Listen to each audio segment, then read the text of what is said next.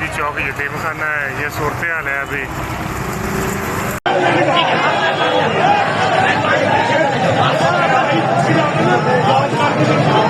तो नाज़रीन, ये रियासत, ये साम्राज्य, ये हुकूमत फ़ैसला कर चुकी है कि जो कोई भी इस हुकूमत के ख़िलाफ़ निकलेगा, एहतजाज करेगा, उसे ताकत से दबाया जाएगा और उसके ख़िलाफ़ भरपूर एक्शन लिया जाएगा। इस मौके पर सियासी तंजीम की तरफ से लॉन्ग मार्च का फ़ैसला किया गया था और इस सिलसिले में कारकुनान जो हैं वो रात गए, उनके मरकज़ पर जमा हो रहे थे, लेकिन पुलिस ने उससे पहले ही वहाँ धावा बोला और रात गए का होने वाला ये सदम अब कशीदा सूरत हाल और रुख इख्तियार कर गया है। इस मौके पर पुलिस की भारी नफरी जो है सियासी जमात के मरकज़ के बाहर तैनात की गई है। लाहौर में हालात कशीदा देखे जा रहे हैं, जहां मुख्तलिफ मकामात पर पुलिस और मुजाहरीन आमने सामने आ चुके हैं।